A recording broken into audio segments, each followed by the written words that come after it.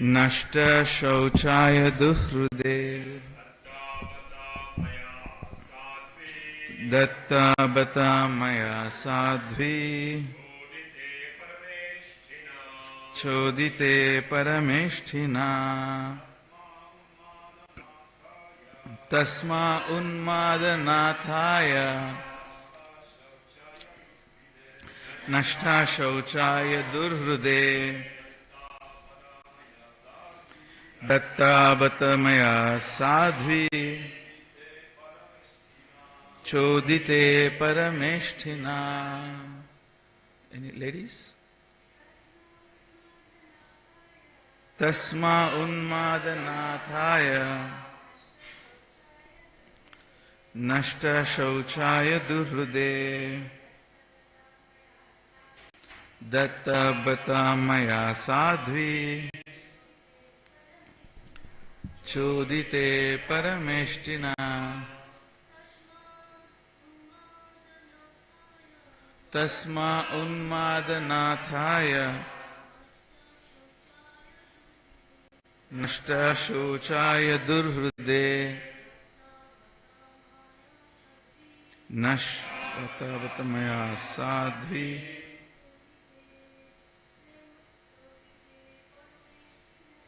Chodite Parameshthina. Very nice. Thank you, thank you. Tasmai, to him. Unmadanathaya, to the Lord of Ghosts. So, Mada, like mother, comes from the word mother in Sanskrit. Unmada is extremely mad. So, mother in Sanskrit and mad in English are both same words. Same cognate words. So, there's a lot of, every third word in English, there is a Sanskrit word. So, mother and mad, same words. So, to the Lord of the Ghosts, Nashta Shauchaya, being devoid of all cleanliness. Durhrude, heart filled with nasty things. So, the hrit in Sanskrit is heart. In English, it's the same word. HRT, heart. Hrit in Sanskrit. Same words. Hrit and heart. Same words.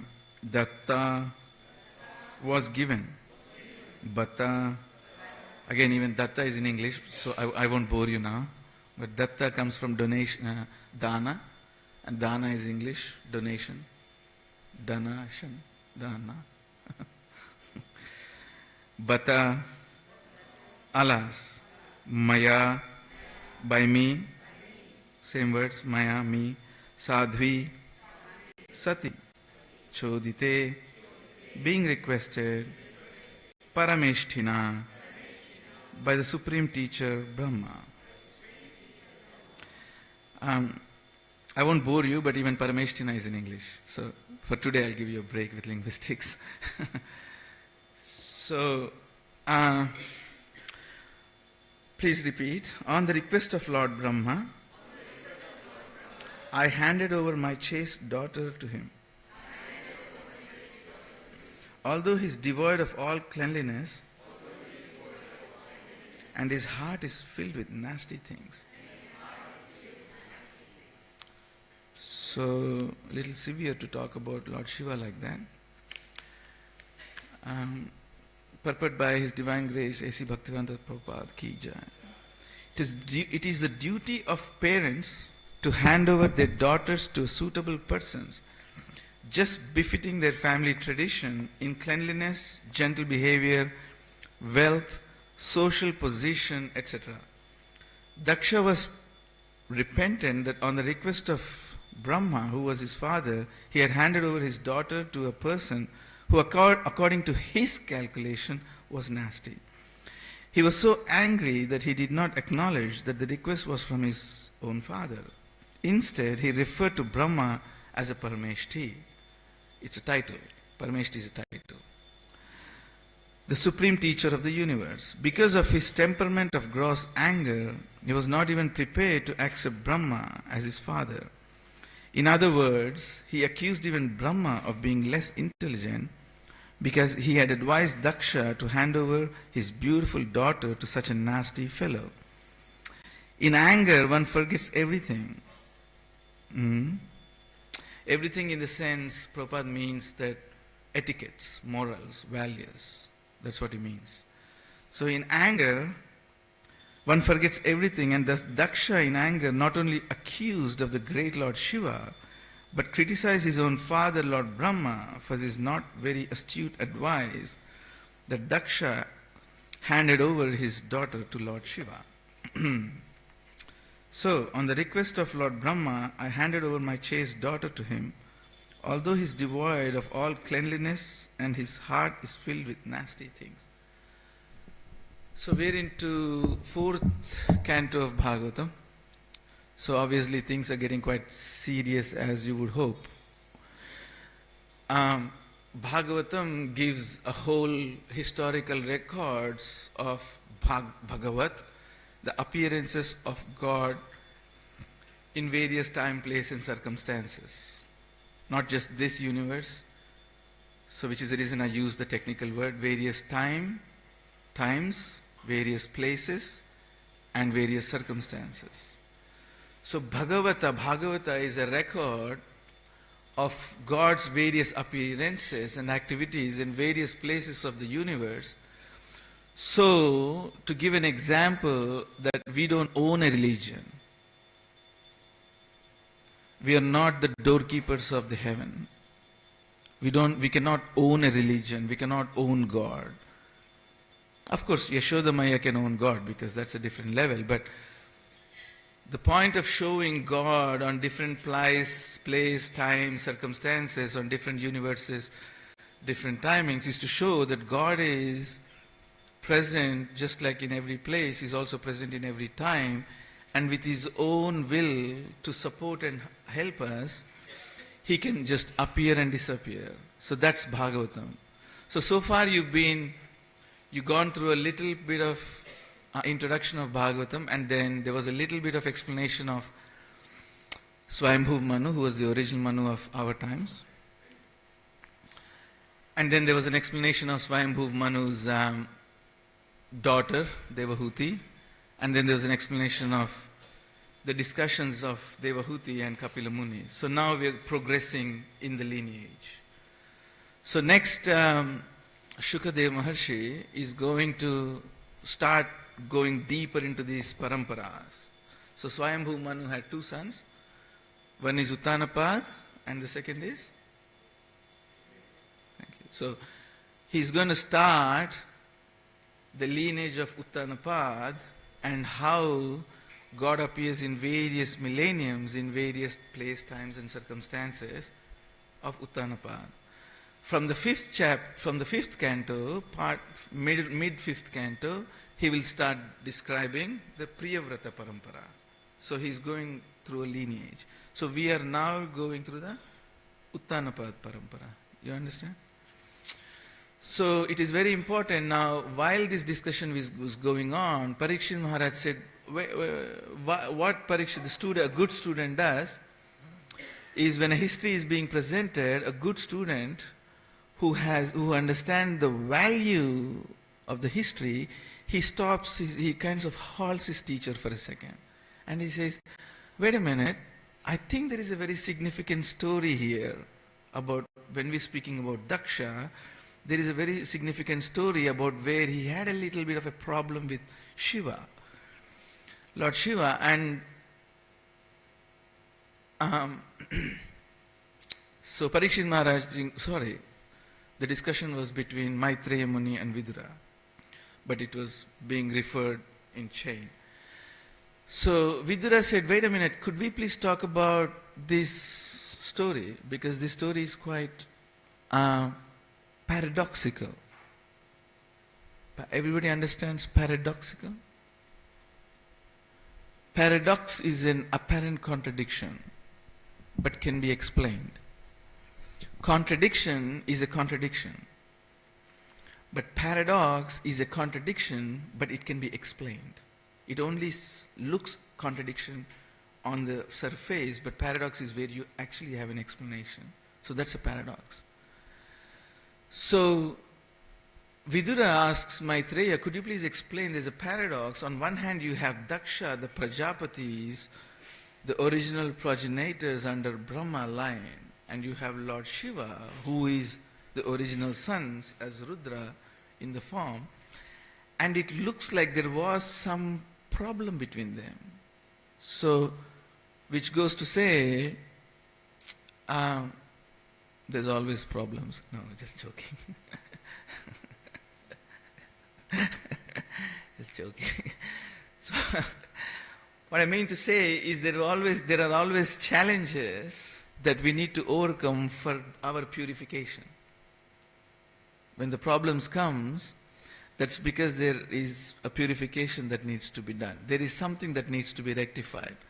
Now I'm going to help you understand what are the anomalies that are present in Daksha's psychology, and what are the apparent points that Daksha is making over Lord Shiva, which looks apparently controversial and paradoxical, but they're actually in complete line of Bhakti Yoga. But Daksha, seemingly speaking very sophisticated, but there are quite of anomalies that we need to see. And the reason we need to see is not because we want to point Daksha out, but because we want to see a hidden Daksha in ourselves. You see what I'm trying to say? This is not to present and find out faults in Daksha, because Daksha is a Prajapati. Okay? He's already with Brahma. So the reason we read Daksha is to point out a hidden Daksha in us. And then we see a hidden Lord Shiva in us, metaphorically speaking. And then we somehow infuse the Lord Shiva in us to somehow overwhelm and eliminate the Daksha character that we have in us. That is the point of reading Bhagavatam. Bhagavatam is not some history, story, Hindu bhajana program. Bhagavatam is a purification program to try to make your consciousness as transparent as possible. The consciousness becomes as transparent as possible. Yeah? So here Daksha is presenting some so-called anomalies in Lord Shiva, but I want to present the reason he sees faults in Shiva is because there's 3 severe problems that every single person that comes to religion faces. Sometimes we may know it, sometimes we may not know it. So do you want me to help you understand the 3 problems that Daksha is facing, which we may also be facing, and we have a good chance that we may be facing, and by understanding that it may help us. Do you want me to point out 3 points that Daksha is facing and the reason why he's accusing Lord Shiva? You want? Okay. So the first problem Daksha is facing, it's called prosperity religion. In contemporary language, in the current world, it's called the problem that Daksha is facing, and the reason he's seeing problems in Lord Shiva is not because Lord Shiva has a problem, because Lord Daksha has a problem in his vision. And the first problem Daksha is facing is called prosperity religion or prosperity gospel. You heard of this before? No, you haven't. Okay, I'll explain to you. Prosperity gospel or prosperity religion is, there is a chance that some people come to a temple or religion because there is a hidden disguised desire in us to prosper, to have opulence, to become prosperous, to have a name, to have a position, to have a name, to have a position, to somehow feel that we are entitled, just by the virtue of being in a religion, we are entitled for prosperity. It is a very, very insidious, hidden desire. It takes a lot of reflection and contemplation to get this. There is some kind of hidden, even if there is a desire of self-righteousness, even if there is a desire somewhere hidden that we should go back to Godhead. Now you're thinking, oh my God, what is he talking about? So we can't even have a desire to go back to Godhead? Even if there's an inch of desire to elevate yourself by virtue of prosperity, by virtue of positions, by virtue of wealth, by virtue of even going back to Godhead, of course we want to go back to Godhead, of course. But if that becomes the forefront motive, then no, that's not devotion service. No, that's not love. Please understand. Love doesn't care where you are. Love only cares about loving the lover. Love only cares about loving the lover. Love doesn't care if you get a ticket to Vaikuntha or not. Do you understand what I'm trying to say? So there is a hidden desire inside. It's disguised, it's covered. Either prosperity, it's called prosperity gospel, prosperity religion. Some hidden desire for some position, some to be regarded by a group of people. Even that hope for a regard, that hope for a position, that hope for, the chadar, the tilak, the perfect decoration. There's nothing wrong with a perfectly decorated view of a devotee. There's nothing wrong. Don't get me wrong. But what I'm trying to say is when that becomes the prime focus, being regarded, feeling special, entitlement to receive the first charanamrit, entitlement to receive the first garland, entitlement to receive the first chair in a program.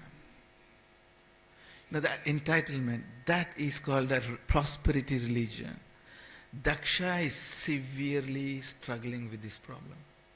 He only sees a Pajapati, a Parampara, a positional, a prosperity path. When you see a religious path as a prosperity path, a religious path as a ticket to Vaikuntha, then you already corrupted your path. You already missed out on the love. Because love loves wherever love loves. Do you see what I'm trying to say? So Daksha is not seeing, Daksha has a problem in his vision. He's seeing positions. He's seeing outfits. He's seeing wealth. He's seeing the regard. But Shiva, Lord, he breaks everything.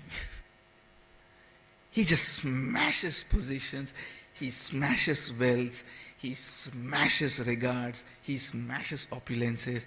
He's just juxtaposed to what Daksha's psychology is. So you can never lock them up in one room. Don't ever find a room with 2 seats and try to put Daksha and Shiva in there. Because they'll never fit in there. It doesn't work. These mentalities is completely 2 different mentalities that we face in our lives every day. Please understand. So I said I was going to point out 3. How many did I do so far? 1. Oh, okay. So I don't want you to ask for refunds. So I'll do 2. No refunds. So the next is called, Daksha is suffering from what's called Mimamsa. Everybody heard of this word before? Mimamsa. Mimamsa is Bhakti Mimamsa. Even Mimamsa, usually you have heard of Karma Mimamsa. Yeah? Every devotee would have heard Karma Mimamsa. But I'm going to give you a new word today. It's called Bhakti Mimamsa. Mimamsa is that you do this ritual, you have this Havan Kunda, it measures this much, you have so many ingredients, you have so many this, you have so much that, you chant so many mantras, you have a particular order of priests, and all the mechanics of the yajna are present, and the result is automatically entitled to you. In India, there is a very famous group called Arya Samaj. No disrespects, so please don't get me wrong, no disrespects. They follow this kind of mentality. There has a particular Havan Kund, it measures so much, there is a particular Brahmana, there is a particular ingredients, there is a particular ritual, and the result is automatically bound to you. It's bound. It's like when you go to an RTA, you pass the test, you gave them the fees, and you gave them the application form. You are bound to get the driver's license. You've done all the rules. You passed the rules, you paid the fees, you've done the application form. He's bound to give you the license. He cannot turn around and say, I don't like your attitude. I'm not sure if you actually love me. Do you have any love for the government? Do you have love for the roads authority? There's nothing like that. Because you've done certain rules and you followed certain pro forma, and you paid the fees, and the application is, it's bound, the result is bound. So sometimes in bhakti, what happens is, we take bhakti a little bit like that, the mimamsa. I've done this, I've worn particular chadars, I've worn particular, I have a particular external thing, I've done a particular sadhana, and then the Vaikuntha ticket is bound on me, it's bound to be given. No, it doesn't work like that. It's not mimamsa. So just as there is karma mimamsa, there is a hidden bhakti mimamsa somewhere inside us. So daksha is that mentality. I'm here doing a yajna. There are perfectly fit brahmanas on this side. There is perfect procedure there, process there. The perfect people sitting there. Brahma is there. The great demigods are all there. I am there. The daksha. Even the daksha word comes into English. Dexterity. The skillfulness. Daksha, in English, dexterity. Dakshatva, dexteritva, same words. So dexterity, the skill. I have the pro forma, I have the process, and the result is bound. Do you see what?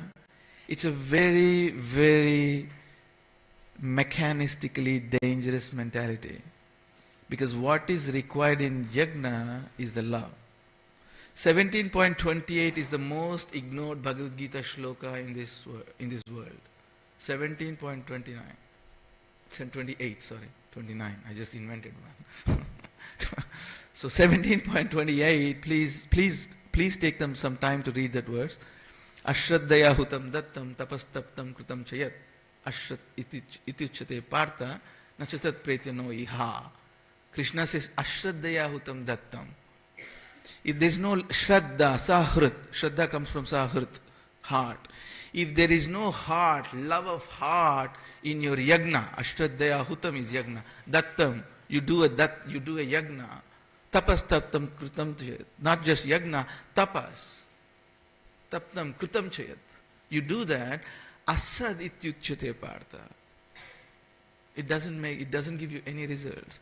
Where? Not here, not there. Iha napara.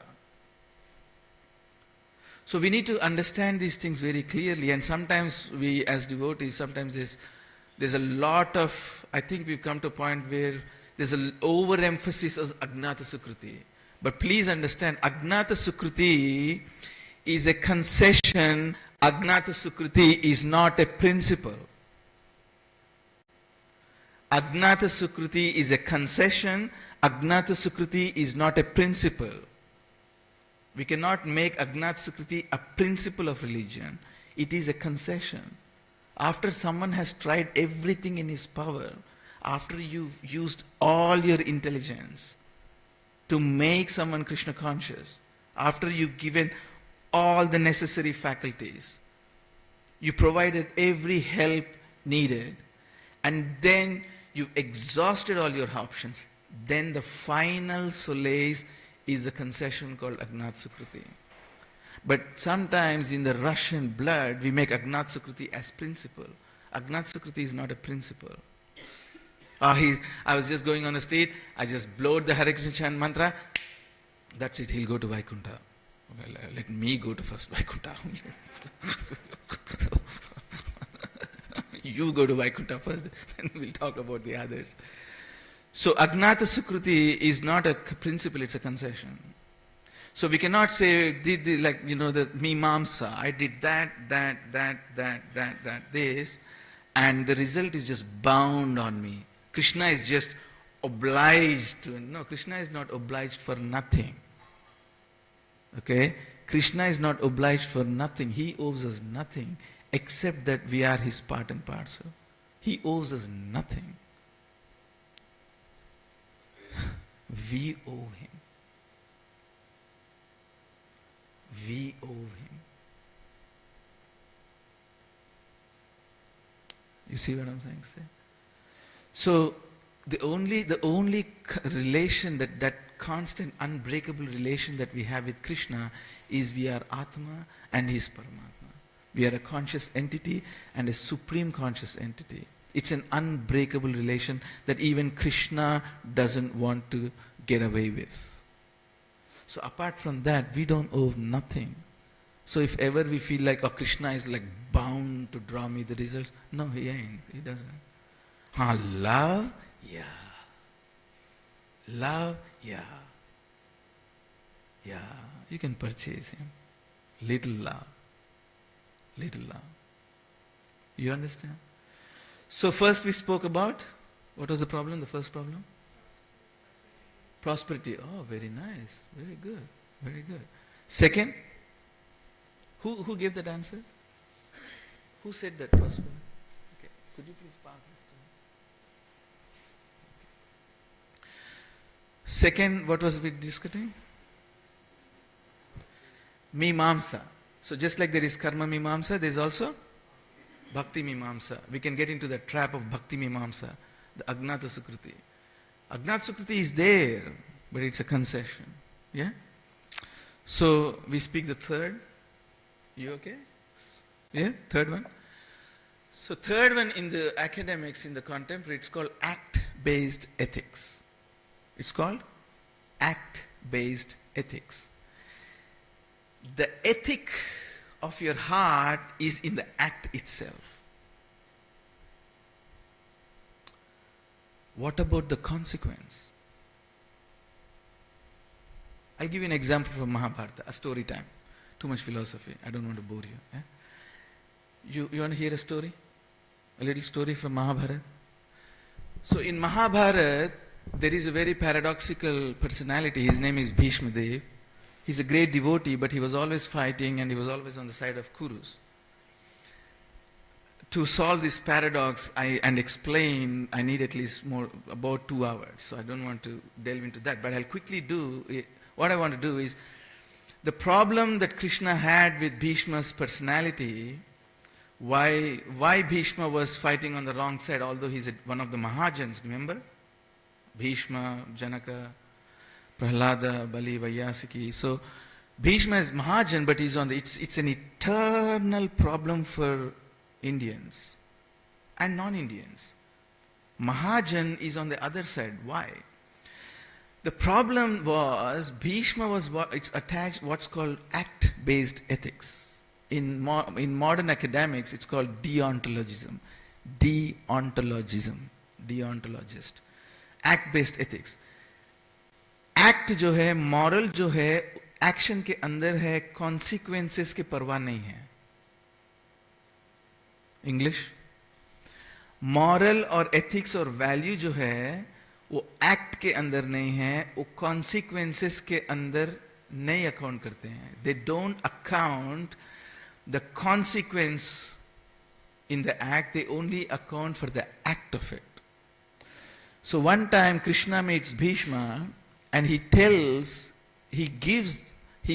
Krishna, the Bhishma, the problem that has with his character, with the illustration of a story. He tells Bhishma that one time there was a group of thieves that was chasing a group of Brahmanas to steal and thieve them, to steal them. So when these people, Brahmanas, were running, they saw an ashram. And in the ashram there was a Brahmana, there was a Muni sitting. And they ran into the ashram and they hid in the ashram, behind the ashram. So the thieves came running to the Brahmana too. And they asked the Brahmana, did you see any people running here? Some travelers, some Brahmana travelers running this side? And because this guy had taken a vow of truth, and he said, yeah, I saw them. He's just around there, or just around the corner. And all these thieves collect these people, travelers, just massacre them, loot them, and go away.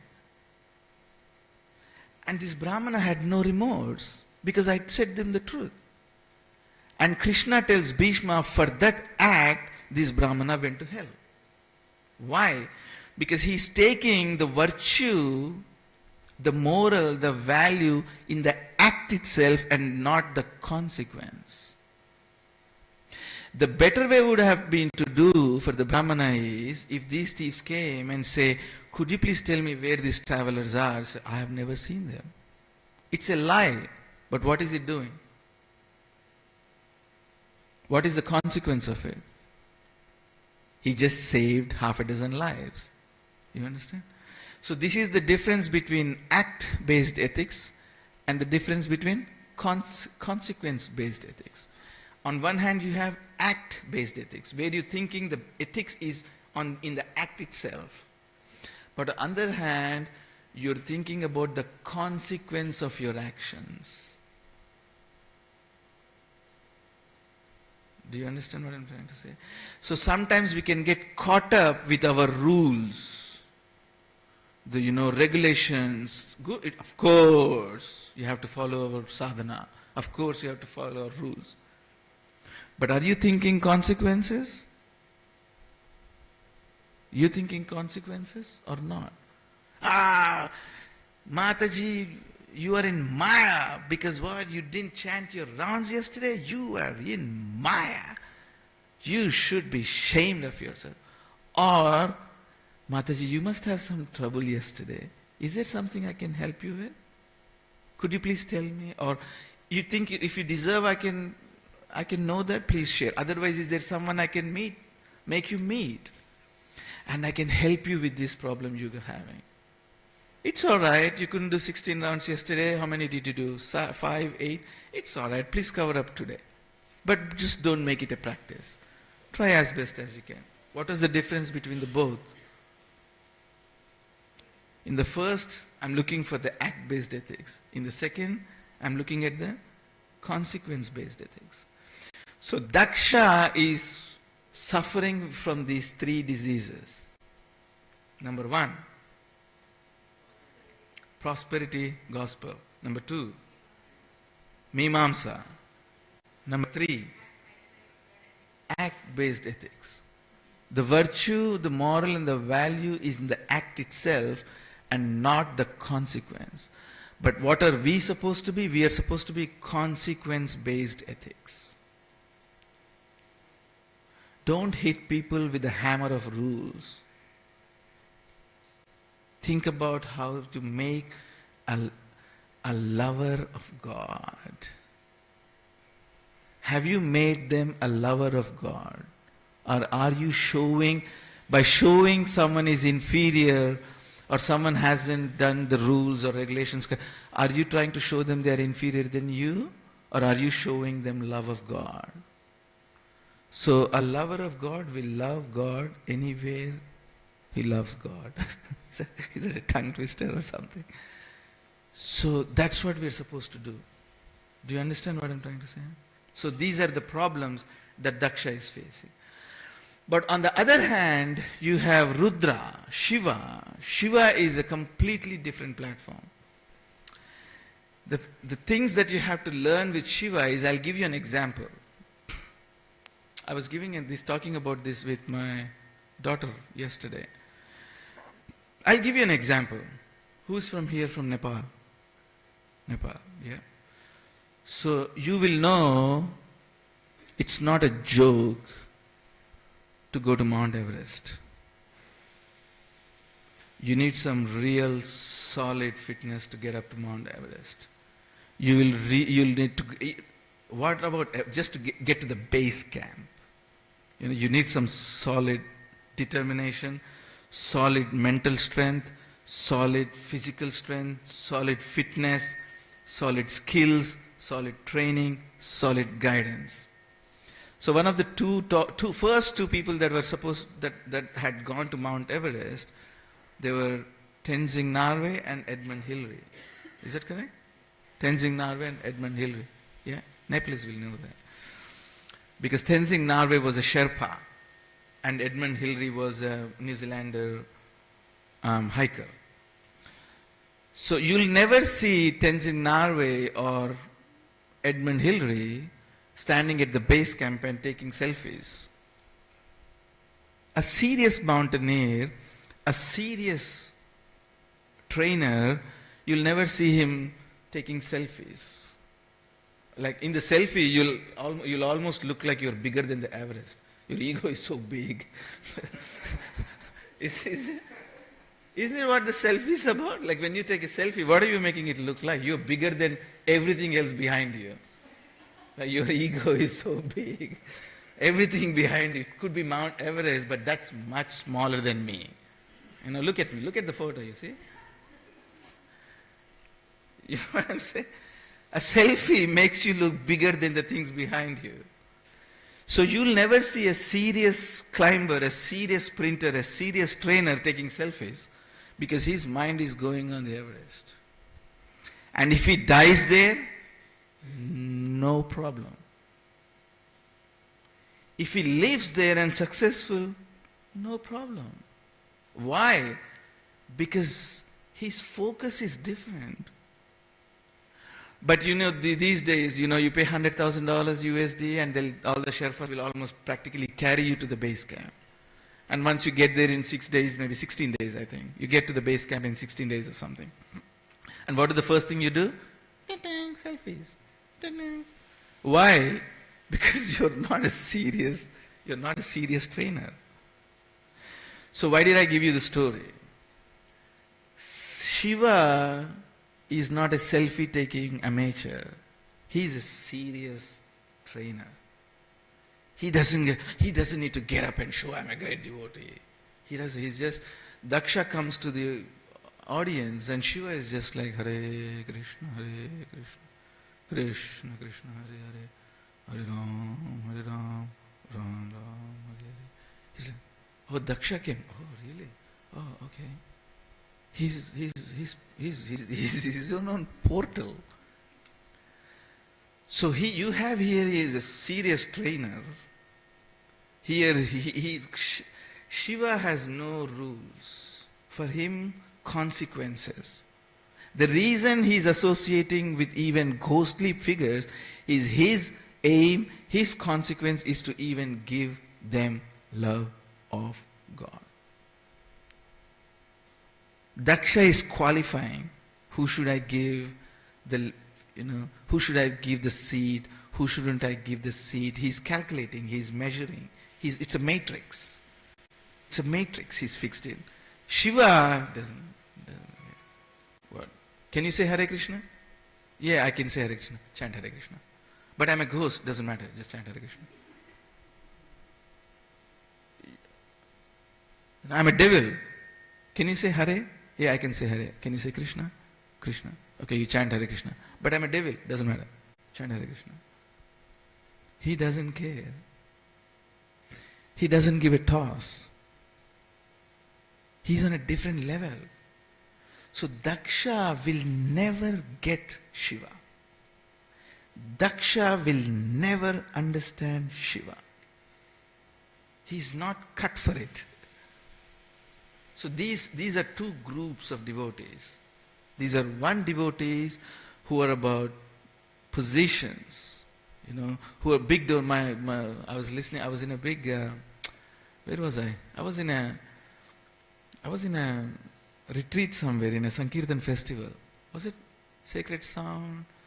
I don't remember. Anyway, one big sannyasi Maharaj was giving an example of big donors. They used to call in early days of ISKCON, they used to call BDS.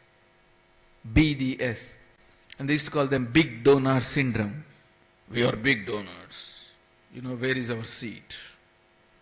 So they had a problem when the ISKCON was building up, and if some people gave big donations, so it doesn't matter what they do in their lives. It doesn't matter but because we gain big donation, big donor syndrome, big donation, then we deserve the seat, we deserve the position. It doesn't matter what we do in our personal life. Why? Because, hey, look at my check. Talk to me. Don't talk to me, talk to my check. Big donor syndrome. So, it's not about like the positions. For Daksha, it's positions, it's calculations. For Shiva, he doesn't care. What did you donate today? 20 cents, you're in. What did you donate today? 20 million, you're in. Huh? So that's Rudra. Yeah. Rudra Tattva is a very deep Tattva. I don't want to start now because 20 minutes, it will be very, very hard to do the whole Rudra Tattva. I need like 3-4 days. So Rudra Tattva, maybe quick one, yeah? Just quickly. So anybody reading Brahma Samhita now and then? So, Kshiram yatha dadi vikara vishesha yoga sanjayate nahi tata prutagasti heto yashambhutam apitata samupaiti karyat govindamadi purusham tamaham bhajami. So, one more time. Kshiram yatha dadi vikara vishesha yoga sanjayate nahi tata prutagasti heto yashambhutam apitata samupaiti karyat.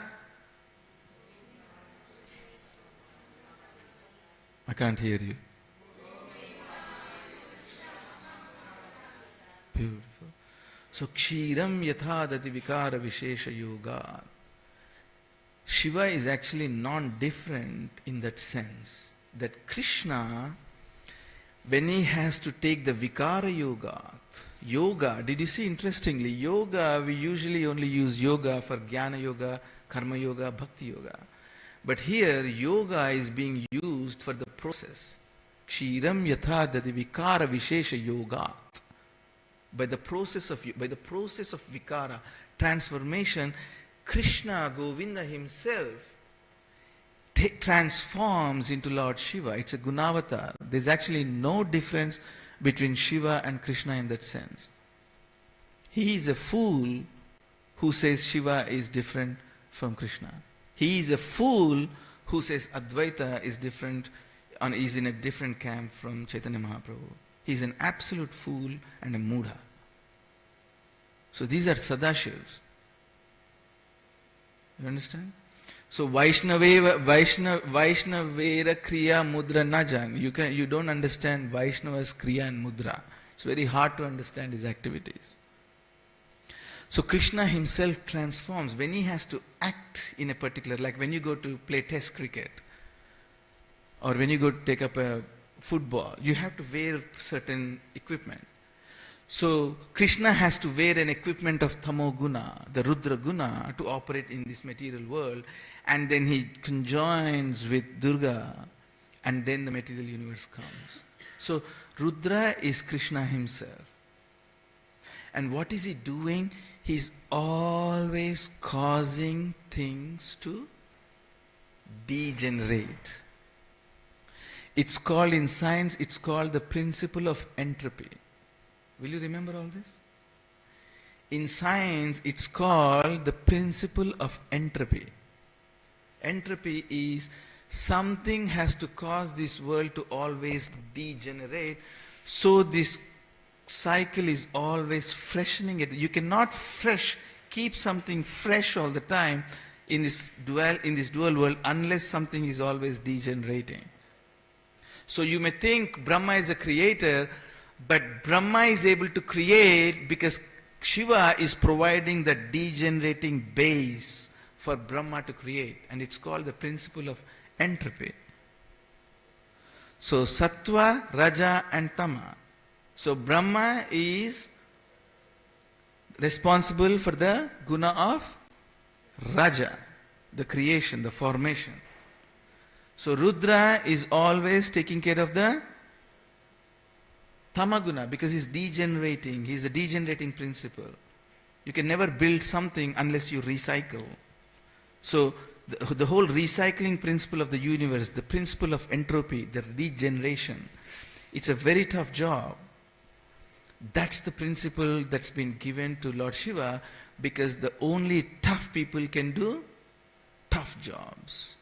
So Daksha will never understand Shiva, which is the reason of his fall down into a goat's body. And then he had to come back again, and then he does his Hamsaguhya prayers, and then from there, after Hamsaguhya prayers, he elevates and goes back. But that's the problem of Daksha. These are the problems of Daksha character, dexterity, the skillfulness, the acts, the proformas, the processes, the externals, the sophistications of it. That's Daksha. Shiva is the quality, the love. The falling down, hitting rock bottom before you can raise. The hitting rock bottom before you can raise. So, I remember a story of a Vaishnava. His student comes and asks, "Can I be your disciple?" And he says, "Did you hit rock bottom?" No. Come back when you hit rock bottom. You hit rock bottom. And then Shiva lifts you. So this is a process of bhakti. Nobody can be exempt from this process.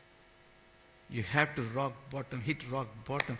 You have to lose you have to lose completely in order to gain.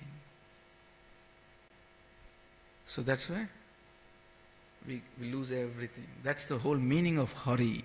Hari means someone who makes you lose all your sensual attachments, sensual attractions.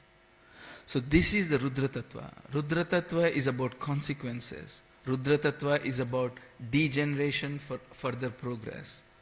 Rudra Tattva is about simplicity. Rudra Tattva is not an act-based ethics. So these two battles in this world will forever, everlastingly be there. And that's the transformation you see of Bhishma throughout the Mahabharata, from a deontologist, act-based ethics, to finally converting and transforming into a consequence-based ethics by telling Pandavas themselves how to kill him. Can you believe this? On the ninth or 10th, I get mixed up with the nights. 9th or 10th night, can you believe? Pandavas go and say, "We want to meet you, Bhishma." And Bhishma says, "Yeah, well, what can I do for you?" So, "Could you please tell us how to kill you?" Huh? Excuse me, did I hear that right? What was the question again? "Could you please tell us how to kill you?" Okay. I'd never been asked this. I did so many Bhagavatam classes, but this was first new question. "Could you please tell us how to kill you?" Okay. And Bhishma says, "Yes, sure, I'll tell you how to kill me." Says, "You have to bring someone who had a previous female birth, who has even a female name, or who is even a female, or who even acts as a female. Because I'm a Kshatriya, I don't take weapons against them. So bring someone who was a female in your previous birth." Lo and behold, it was Shikhandi, because Shikhandi was Amba. Amba, Ambika, Ambalika. So Amba dies in the fire, saying to the death of Bhishma, and she takes birth as Shikhandi. So Shikhandi comes, and Bhishma knows that's Amba. So when they are fighting, of course Shikhandi is not a warrior, but they're fighting, but Bhishma had always this half strength against Amba, and he dies. Not dies, passes away, but it was a very glorious death on the arrows, and we all know the 9th chapter of the first canto of Bhagavatam. So you'll see this transformation of Bhishma from this acts-based ethics to consequences-based ethics. "Could you please tell us how to kill us?" It was previous Bhishma. He said, "What? Get out of here. Where is my sword? kill you rascals. But this time he's like, yeah, sure, I'll tell you how to kill me. Why? Because dharma is going to prevail. And I'm happy to be part of it now. It's a big transformation. I've seen so many devotees in my life, so many devotees, until they read Bhagavad, they could completely by heart Bhagavad, they have completely by hearted Bhagavatam. But after reading Mahabharata, they're like, boom! Like they go to a different level. Because Mahabharata teaches us how to live. Ramayana teaches us how to lead. Bhagavatam teaches us how to love. Mahabharata teaches us how to. Ramayana teaches us how to leader. Bhagavatam teaches us how to. So we need a good mixture of this. Practicality. Practical situations, how to handle practical situations. How to be a devotee and also be a practical person in this world. Don't say, if someone asks you what is your date of birth in the hospital and you go, na jayate mriyate va kadachin nayam bhutva bhavita bhavana. Dehinosmin yatha dehe kaumaram yamanam jara tatha. No. Give them your date of birth. Because the application needs to be completed. Do you see what I'm saying? So we have to be practical at the same time in this world. I have a Sankirtan story, one last Sankirtan story. Yeah? Anybody like Sankirtan stories? So I have this boy, I won't take his name. I don't want to embarrass him. Yeah? Very good boy, 15-year-old boy. He took a book from me like last year. And he's practically become like pakka 100% stamped Hare Krishna in the house of 100% atheists. 100% dead set, revolutionary, revengeful atheists. And this is 15-year-old boy. He just becomes a complete 100% brahmachari. Sleeps on the cold floor, cold showers, reading all the time, chanting Hare Krishna, japa walks. The parents are going, what's going on? So, what was I saying? Why did I bring this story up? Saying something before this.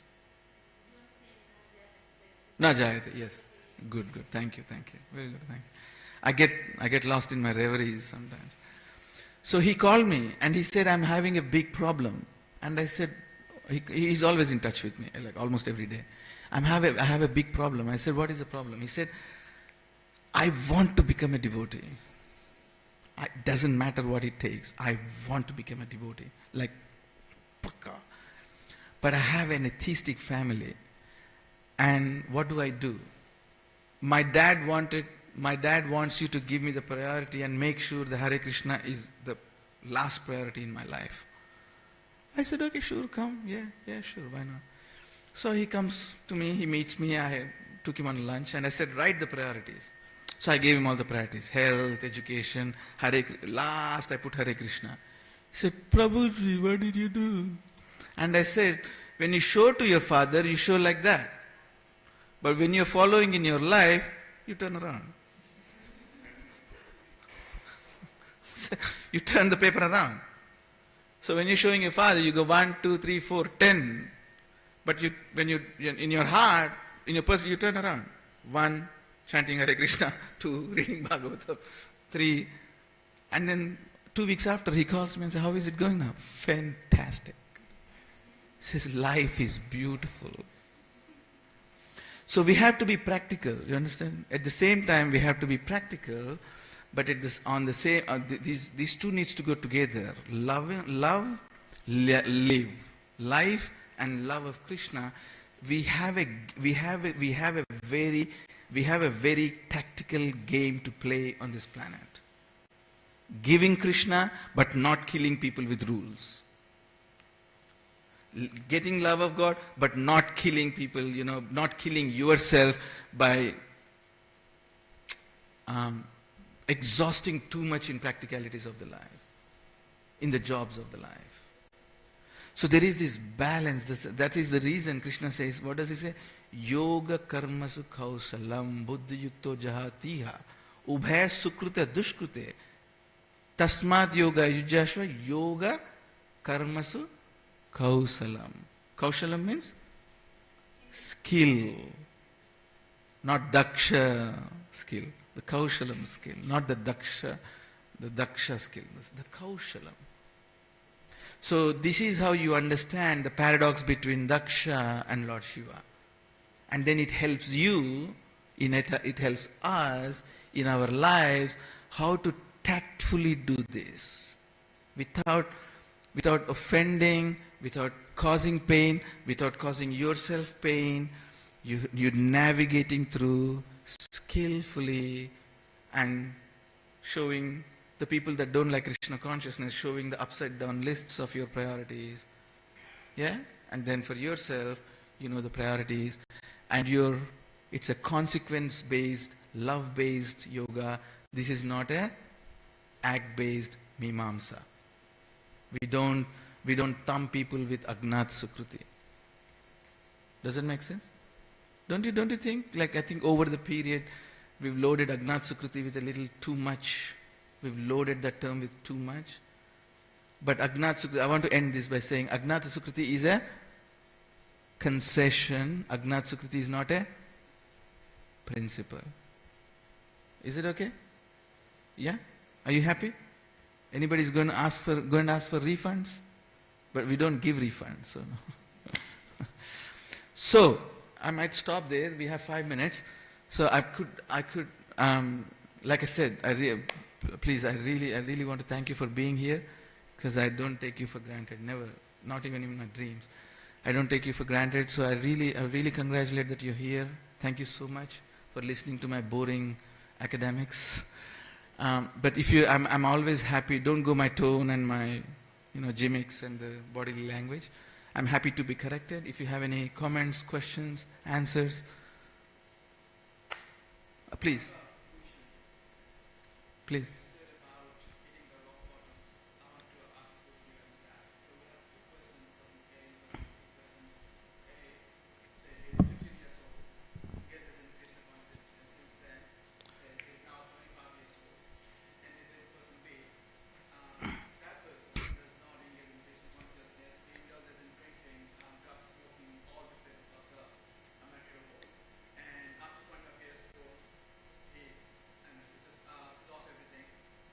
Who, the guy who was enjoying? Yes. And that person now decides to engage in Krishna consciousness or God or whatever. Good, good. And so we know God would not judge. But if he were to judge, is he going to see those two persons differently? So, yes. Samoham sarva bhuteshu na dveshto nasti na priya. Krishna never hates anybody, never loves. There is no partiality in Krishna's heart. Krishna gave Duryodhana as much opportunity as much he gave to Arjuna. Can you believe that? Krishna gave Duryodhana as much opportunity as Arjuna. Did you know that? Because Krishna's brother, his own expansion, Balrama, became Duryodhana's teacher. Did you know the story? So Krishna never hates, he's not partial. He's not partial to anybody. What Krishna is seeing, even the first person that you told, that who's always Krishna conscious, we could all be showing all the externals. But what is his heart? Yeah? It's not what you're going through, it's what you will become is Krishna's problem. It's not what you make with what you have is what Krishna is looking for. Have you watched the Lord of the Rings? No, you haven't? Okay, Lord of the Rings is a good situation. We were just reading the other day. Frodo is the protagonist. And he says he has to save the whole world, and he's like, why did it come to my hands? And Gandalf is his teacher. He says, well, interestingly, Gandalf is the teacher, and Gandalf says, even I sometimes think, why did I have to go through all this? But he says, the problem is not what we have, the problem is what are we going to do with what we have. You could be born in a pakka, Brahmana family. You show all the externals. But one person in the temple goes against you, one person goes against in the community like Daksha, one Shiva going against you. He's like Brahma family. Can you believe that? He's a Bhakta in the Brahma, Lord Brahma's family. But one Lord Shiva goes against, he's coming down like a ton of bricks, falling like a demon. Like, oh, did you see? But you have Lord Shiva, apparently he sees like as if he's with the ghosts, but he's a real Pakka devotee. It's not what position you have, good or bad, it's what you're making with what you have. You understand what I'm trying to say? That's.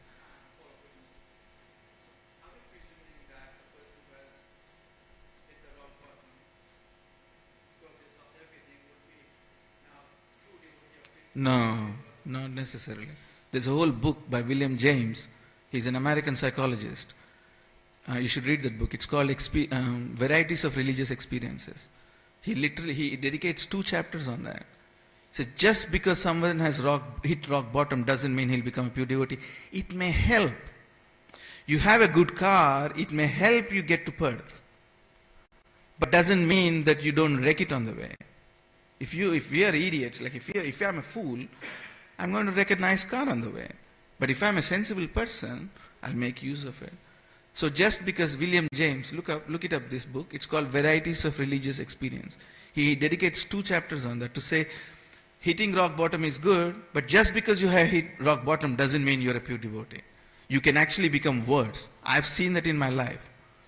People hit rock bottom and still go and join, the Rakshasas.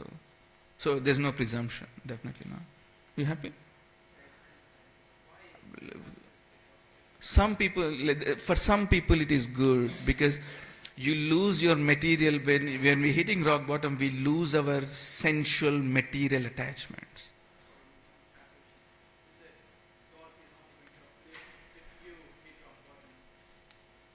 Metaphorically. It's not that you have to go, I'm not asking you to go run under the bus. What I mean to say is, metaphorically speaking, you lose your material sensual attachments. You lose even the taste for your own sadhana. Can you believe that? There's actually a verse in 11th canto of Bhagavatam where he says, with even the jnana sadhana. So when I'm saying sadhana, the jnana sadhana, after you come across to the love path, even that needs to be cut off with the sword of bhakti. Even your jnana, even your professional, academical, karmical, even your decorations, you cut chitva with the sword of bhakti and then you move on. So when I'm saying you hit rock bottom means that. Rock bottom means not losing your job, not losing your... I'm glad you asked that. It doesn't mean you lose your job, you leave your family, you go away on the Himalayas, you become some kind of Naga Babaji or something. No. What I mean rock bottom is hitting rock bottom that you completely are at peace, losing any hope of your sensual gratifications. No, good. I'm glad you asked that question. Because sometimes we don't know. We have various levels of audience here. So sometimes the speaker, we may presume that everybody is on the same level. So it's good to bring those points. And I'm very thankful you did. You understand? Makes sense? Okay. Anything else? Anything else? All good? Please.